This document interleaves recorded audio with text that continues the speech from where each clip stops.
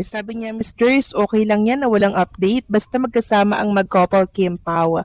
Need nila ang isa't isa na makapapahinga at makapag-relax. And this coming 2026, sasabak na sila sa gagawin nilang movie. Sana action movie gagawin ng Kim Pao. Bagay na bagay sa Kim Pao ang action. Napakaganda ni Kim. Grabe ang sexy ni Kim.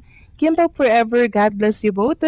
And take care always. Yes po, tama po kayo, Lotan Home Hunter. Kailangan po ni Kim and Paula Avellino na makapag-relax, makapag-recharge, and syempre makapagpahinga na din. Kasi this coming 2026, ang dami pong mga project na gagawin ni Kim and Paolo Avellino. May mga individual projects sila together. Tapos after po nun, magkakaroon ulit sila ng project together. So, malay natin, action movie na to, di ba? Malay natin, pang Metro Manila Film Festival entry to. So, hindi natin alam kung ano ba yung mga pwede po nilang gawing project at ihain po sa mga manonood, supporters po ni Kim and Paolo Avellino. Kasi alam naman natin ang mga producers, di ba? Mag-i-invest yan at susugal po yan sa alam po nilang kikita sila ng limpak-limpak na salapi. At si Kim and Paolo Avellino, hindi naman po sila talo dahil sa lakas po ng suporta ng mga Kim Pao fans kay Kim and syempre kay Paolo Avellino. Kaya never po yung mababakante, lalo na ngayong 2026. So huwag tayong magpapaniwala sa mga hula na yan ng 2026 daw ay mailapay para kay Chinita Princess at kay Paolo Avellino naman ay maganda ang pasok ng 2026 kasi sila po ang gumagawa ng kanilang kapalaran. Ang hula lang yan. Pwedeng tumama, pwedeng hindi.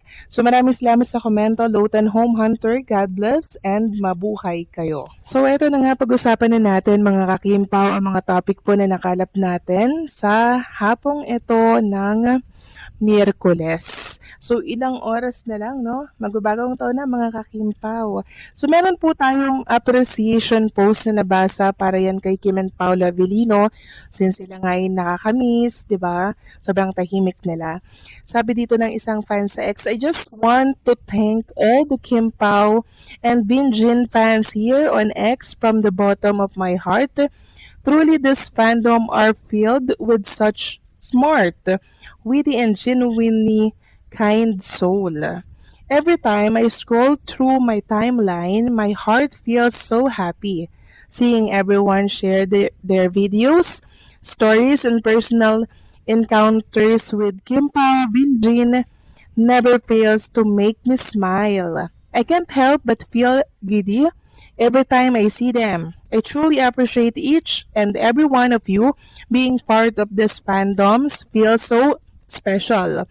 And I'm incredibly grateful to share this space with you, with all of you. Here's to more moments, more memories, and hopefully more hashtag Kimpao, hashtag Binjin Project in the future. Happy New Year, everyone. So, ang tawag po niya kay Kim and Paolo or sa Kimpao ay ang Binjin couple ng Pilipinas. Na in the future, itong Kim Pao magiging Binjin, 'di ba? Kasi ang Binjin, 'di ba, kinasal na 'yan. So, si Kim and Paula Avellino hindi malabong mangyari ito sa kanila sa mga susunod po na taon. Samantalang next topic naman tayo, sa wakas, nagparamdam na rin po si Chinita Princess ngayong araw po ng Miyerkules. So, nag-share siya ng mga video na kung saan ay sinamarize niya, pinagsama-sama niya nga po yung mga nangyari sa kanya sa taong 2025, mga endorsement, mga event, syempre mga project nila ni Paolo Avellino at mga taong nakasama po niya sa taong 2025. Sabi nga doon ni Chinita Princess, itong taong 2025 nagkaroon siya ng malalim na realization sa buhay. And syempre, nagpapasalamat po siya sa mga blessings, sa mga achievement na nakuha niya ng 2025 and sa mga taong nakasuporta at hindi po siya pinapabayaan. Nagpapasalamat po si Kim Chu sa lahat ng nagmamahal sa kanya. Sabi niya po sa kanyang post, Grateful si Chinita Princess and thankful sa mga blessings at sa mga suporta na binibigay po ng lahat. Sabi nga po ng ilang mga Kimpo fans, such a meaningful 2025 daw yung naging recap na post ni Chinita Princess. Ito po yung ilan sa mga komento nila. Thank you din sa walang sawang pagpapasiya sa aming mga tagahanga mo ninyo ni Chinita Princess.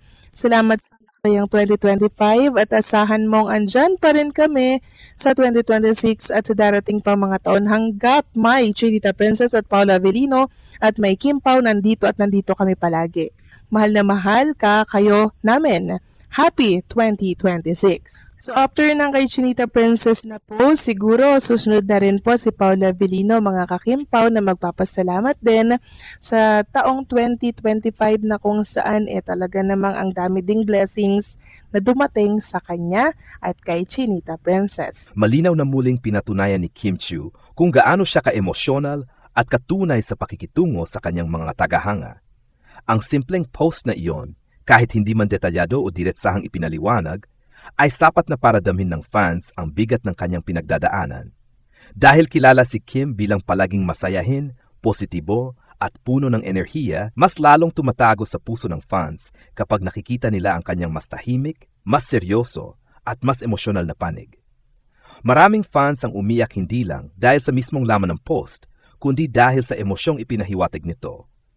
Para sa kanila, parang sinasabi ni Kim na hindi siya laging okay, na tao rin siya na napapagod, nasasaktan at nangangailangan ng pag-unawa.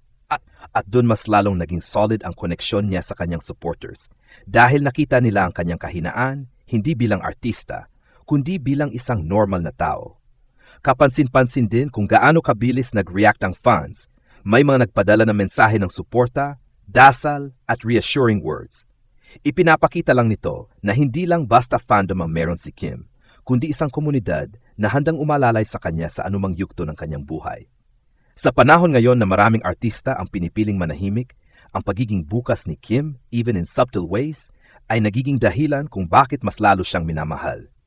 Isa ring mahalagang punto rito ay kung paano naapektuhan ng social media ang emosyon ng fans. Isang post lang mula kay Kim ay sapat para mag-alala, umiyak, at magmahal ng mas malalim ang kanyang supporters.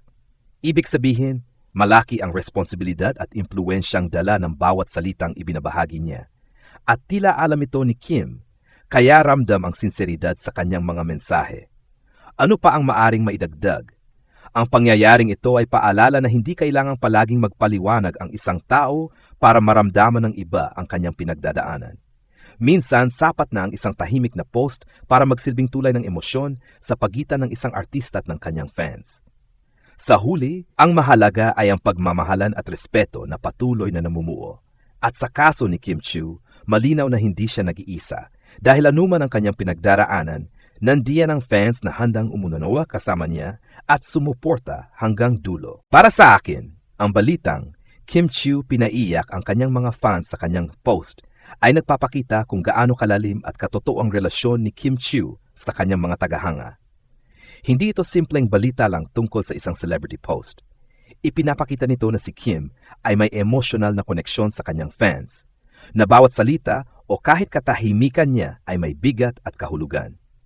Dahil sanay ang publiko na makita siyang masayahin at palaging positibo, mas tumatama sa damdamin kapag nakikita ng fans ang kanyang mas tahimik o mas sensitibong panig. Doon nagmula ang pagyak ng marami, sa malasakit, hindi si sismis. Ibig sabihin din nito na hindi plastic ang suporta ng kanyang fandom. Hindi sila nandiyan lang kapag may proyekto o saya, kundi pati sa mga panahong tila may pinagdadaanan si Kim. Sa ganitong sitwasyon, mas nagiging malinaw na hindi lang siya iniidolo bilang artista, kundi minamahal bilang tao. Sa kabuuan, ang balitang ito ay patunay ng pagiging totoo at bukas, kahit hindi detalyado, ay sapat para makabuo ng malakas na empatiya.